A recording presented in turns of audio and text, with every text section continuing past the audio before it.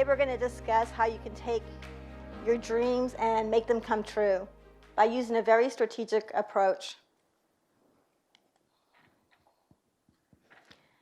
Eleanor Roosevelt noted, "The future belongs to those who believe in the beauty of their dreams."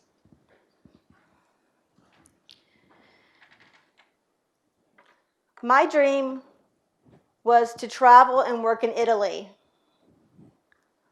For as long as I can remember, I've loved everything Italian. Italian art, Italian architecture, Italian design. In the past, I've traveled to other countries to work and visit, kind of little personal trips, including England, France, Germany, Japan, and Spain. All of these countries I went to attend design fairs, to interview design celebrities, and to research materials for the articles I was writing for my digital magazine, The Decorating Diva. I wanted to add Italy to that list.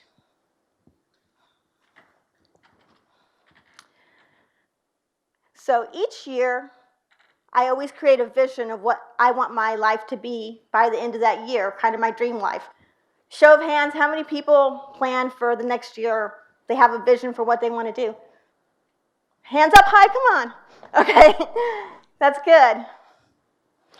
So every year I trot out my little poster board, or if you're digitally inclined, go to Pinterest and collect images to build this vision. So at this point, I had a big vision, and a small part of that was to travel to Italy to visit and work. So what I did is I got to work, put it all together, and by the time I finished, I had a very vivid picture of what it was I wanted to have by the end of the year. In this case, my planning started in 2012, so my goal was to be in Italy by 2013. Then I started planning, like I do every single year. And as I'm planning, I always had this little affirmation that runs through my head. It's like a little cheerleader for goal setting. If I can believe it, I can achieve it, right? That year was different. I heard the cheerleader, and I looked at her and said, "No, you're a liar. This isn't true." Others have had this before? I looked back at the prior 2 years. I'd set goals. I had big dreams. And I failed. I failed miserably to achieve them. One thing you're going to learn about failure, actually there's 3 things that happen with failure. It hurts, it erodes your self-confidence, and it sucks the life out of your dreams. It left me unmotivated. I thought, I don't want to go through this again. I don't want it to be New Year's Eve next year, and I'm looking at my life, and I realize, nothing's happened here. I'm stuck in the same place. So, very unmotivated and feeling very sad, I took that vision board that I created on the big poster board. I hid it behind a shelf in my office. And I took my planning notes, and I put them in a drawer. I walked away. I soon learned that out of sight is not out of mind. I couldn't stop thinking about my dreams. They were vivid. It felt real to me. And I couldn't stop thinking about traveling to Italy to visit and work. Then I had a moment where I was reflecting on this, and I thought to myself, it's been weeks since I put those things away, and weeks since I've looked at them. But the truth is, something is there. Something is beckoning me back to want to go back and look at my dreams and possibly make them true this time. So what I did is that I decided that I would rather risk failure than give up on my dreams.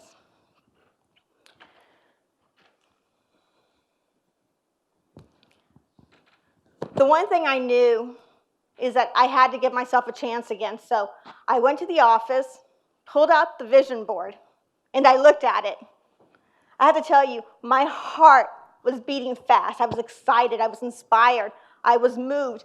I wanted to live that future. But what I didn't want was to fail again. That was very painful. I didn't want to experience that again. So I knew something was broken, and I had to figure out what was going on and find a solution to get me back on track to making my dreams a reality. So the next thing I had to do is I had to do a brutal self-assessment. And when I mean brutal self-assessment, you're truly honest with yourself. And there's no sugarcoating that. I can't think of one person I know who wants to do a self-assessment. It's not fun taking a look at your shortcomings and your weaknesses, right? And with that in mind, I thought to myself, I will be looking at things that did go wrong, but I'll also be looking at the things that I did do right, my successes. So I figured out what was happening, and I had a list of good things that I was doing right and things that I wasn't doing so well. I took that information and I set out to find something that would work for me. So I read like 36 books on future shaping topics. I then took that information that I had researched and combined it with the project management expertise I had. I was a former software engineer and project manager, so I was doing lots of project type things at work, but somehow I never thought about using that in my own life.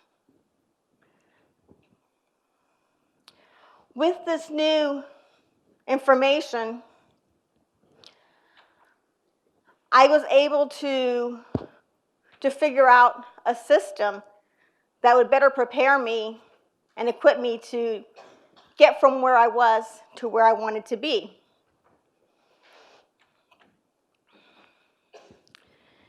I developed a strategic framework for planning, a plan that could get me to that dream life. And by doing so, it equipped me with a strong purpose, a vivid vision, a cohesive strategy, and an action plan, as well as a process for reflection. So I went back and I pulled out my vision board again, and I looked at it with this new knowledge, and I looked at my schedule, and I looked at several different things, and I realized this isn't possible by 2013. It doesn't make sense. I put this into MS Project. I've got all these components going. The soon as I can get Are you an MS Project geek too? How many? So I put that into my planning structure, and I looked, and I realized, no wonder these things aren't working for you. You're unrealistic. This is, with the time you have, this isn't going to happen. So I set a new goal for 2015. And with that new goal in mind, what I did is I figured out my vision, part of that was Italy, to work in Italy. So what did I need to do? I need to set some goals to support that vision. Learn Italian. Yeah, that's a big one, right? So I needed to learn Italian. I needed to develop relationships with Italian companies so I could work with them. And I needed to have a fund. I needed the money to get there, right? So I started working on that, And by 2014, I had reached intermediate Italian fluency. I had developed a lot of relationships. I've also elevated my company, The Decorating Diva, into a very well-respected publication on the international stage, so I was getting lots of attention and considered an influencer in the design industry. And more exciting for me is that I finally was seeing that my fund was almost funded. I had almost enough money. I was like, this is happening. 2015, I'm going to be in Italy. This is for real. And then one spring day, this is in 2014, one spring day, an email arrives in my inbox. I'm being offered an opportunity to travel to Italy to cover the Milan Furniture and Design Fair. That's exciting. This is something they wanted me to do for my magazine. Since I had elevated my company so high and people were very interested in my magazine, I was being invited to go here. But it doesn't stop there. I found out that this opportunity was an all-expenses-paid trip. Didn't need that fund, but I had it for something else now. And there's more. It had included a 3-day trip to Venice right before Milan Design Week. How incredible is that, right? So in that moment, I'd been doing a lot of planning, and in that moment I recalled a quote from the inventor, Thomas Edison. And he said, "Good fortune is what happens when opportunity meets planning." So that's where I was. And since then, that was 2014, since then I've been to Italy multiple times. I've gone over and over and over again to visit and to work. I was just there in April, and it still feels kind of surreal. I was in Milan and Lake Como, and I'm standing there, and I'm looking around me, and I'm like, this is my life.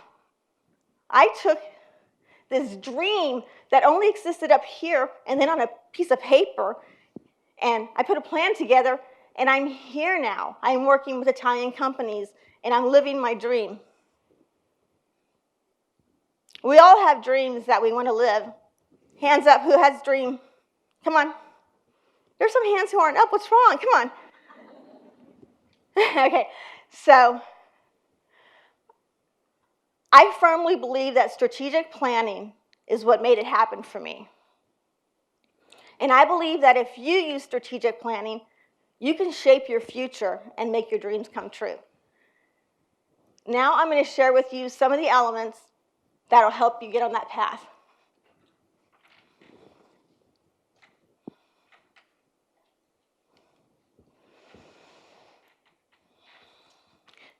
These are 5 key principles you need to have and adhere to throughout the entire journey. Your purpose, you need to understand your purpose, who you are. You need to have a very clear understanding of who you are and what you stand for. Your vision, where do you want to go? And it needs to be vivid. Your strategy, that's your plan, and you need to create a strategy to get you from where you are to where you want to be. You need to take action each and every day. And you need to reflect. You need to know, are you on track? If not, what do I need to do to get back on track? This is very important. You must first be who you really are, then do what you need to do in order to have what you want. I said it before, you need to understand your purpose. Your purpose anchors you in everything you do. It gives you a sense of authenticity. And one thing I caution people, sometimes they don't know what their purpose is, and we'll talk about that in a minute, but you need to make sure this is your purpose, not something you inherited from somebody else. This needs to be you. And here's the thing, I have people tell me, I don't know what my purpose is. How do you know that? Follow your passion.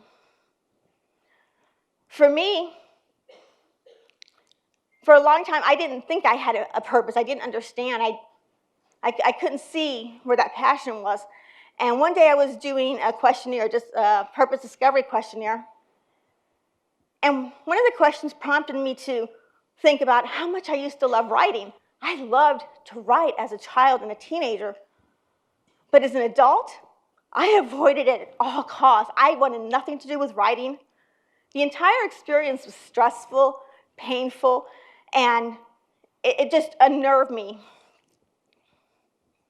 I took a step back and I said, why is that? That's weird, right? I loved this as a child. And then a memory surfaced of my creative writing professor when I was in college reading my writing assignment in front of the class. When he finished, he started angrily.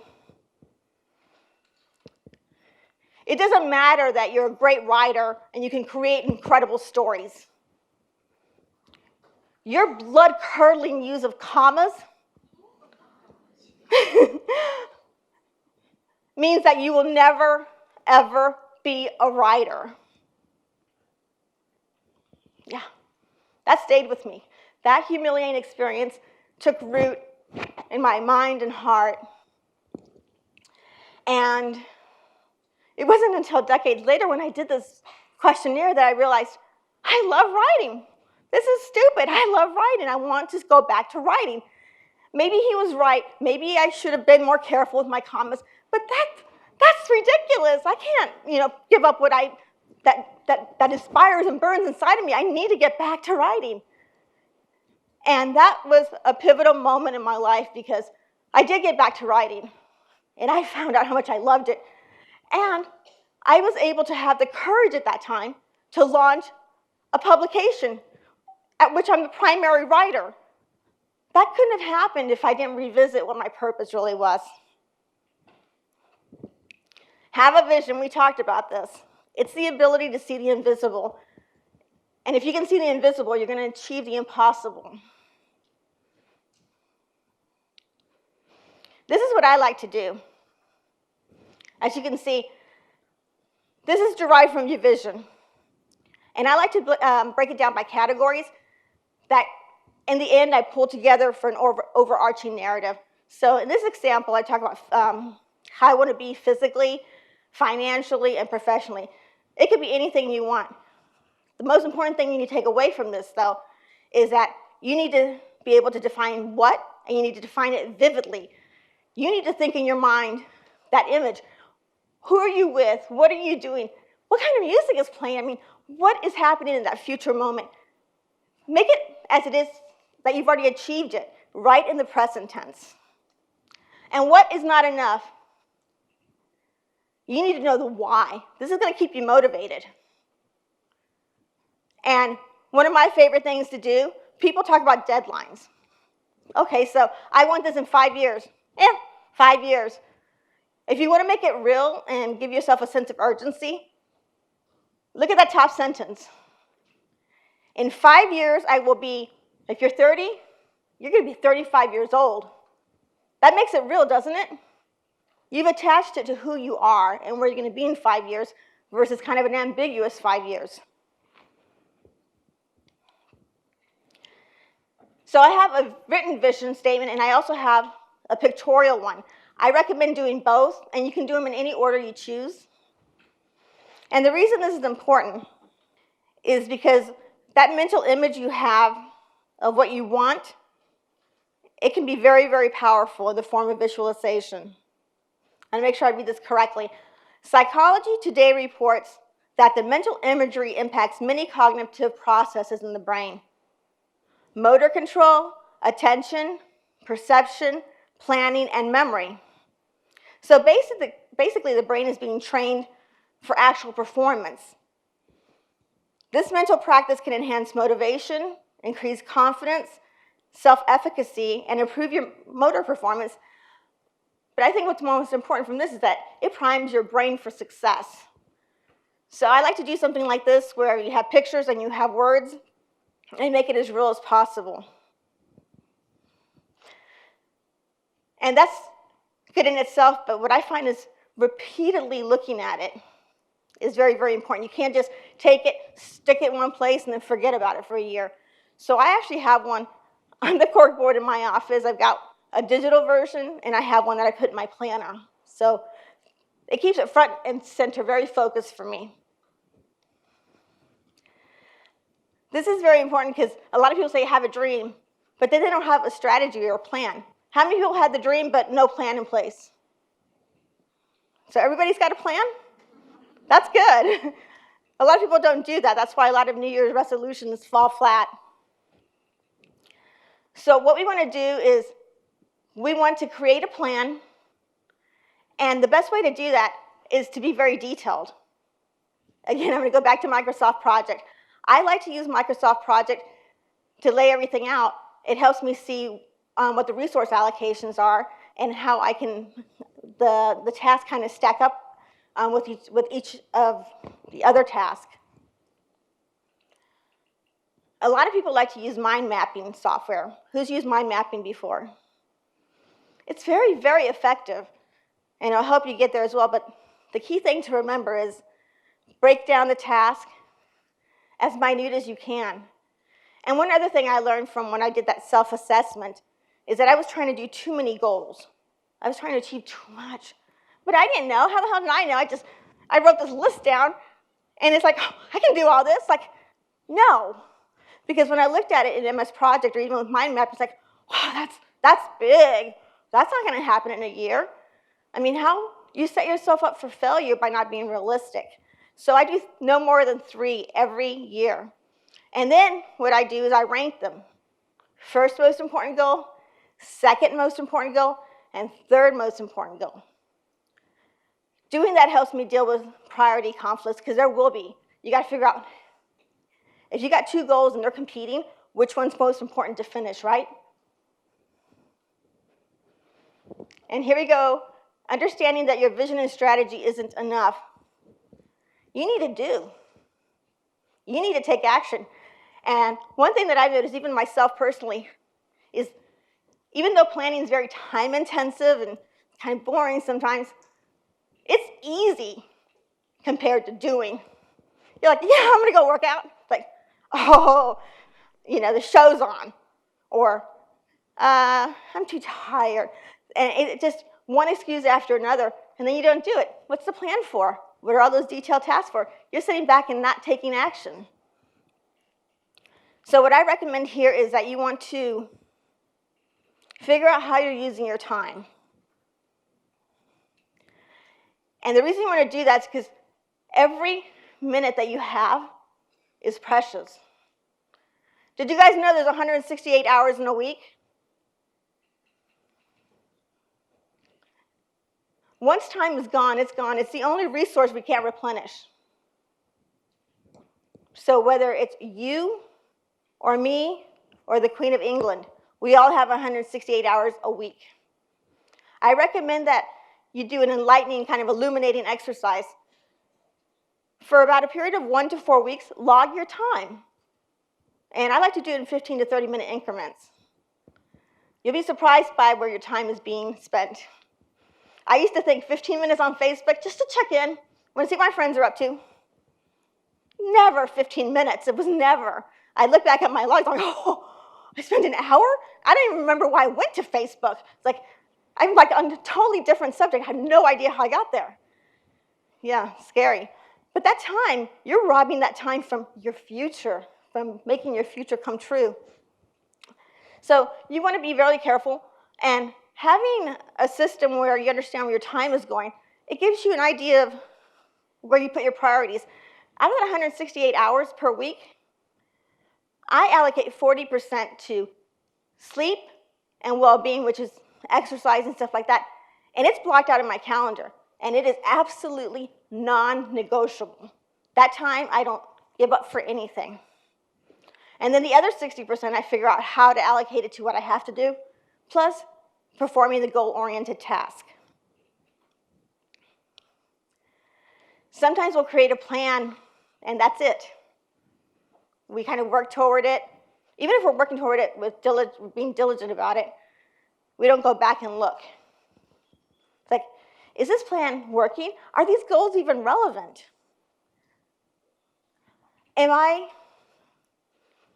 Is this vision what I still want? We need to examine that which we've planned. But with that in mind, you have to understand that life can only be understood backwards, but must be lived forward. Reflection and planning go hand in hand. It's a constant feedback loop. So what you want to do is, when you're reflecting, what things have I learned? That I have new information, for example, that changed this vision. Maybe a goal, if you wanted to lose 20 pounds, for example, was that even the right goal? I mean, you're down at your progress review and you're like, I haven't lost 20 pounds. Examine that goal. You didn't fail. You may have not failed at all. You may have been using the wrong success measurement. Maybe 20 pounds is not what you need to look at. Maybe you need to look at how many times you worked out that week and look at the minutes achieved versus what was planned. For me, I had a hard time losing weight, and I would look at the scale, I'm like, oh, this is like 6 months later, and I'm like constantly working. I'm like, I hate my elliptical. I can't even stand it because like I'm doing all this work, right? And I'm like, what the? It's not moving. Turned out I have an endocrinological disorder that unless treated with medication, I could work like a mad woman. I'm not losing the weight. But you know what? I was getting stronger. My arms are stronger. It's like I can walk back into my house. I'll just make one trip after Publix because I can carry it all in, right? So those are things you need to think about. And you do. It's just an obsession with me. It's like, oh, just one more. So you really want to revisit it, and it's kind of a symbiotic relationship, and it'll help you. I think those two things are what I credit with a lot of my successes and achieving my dreams. In closing, I want to leave you with this incredible quote by Mark Twain. 20 years from now, you will be more disappointed by the things you didn't do than by the ones you did do. So throw off the bow lines, sail away from the safe harbor, catch the trade winds in your sails, explore, dream, discover. And I hope that you do chase your dreams and that you make them come true. Thank you.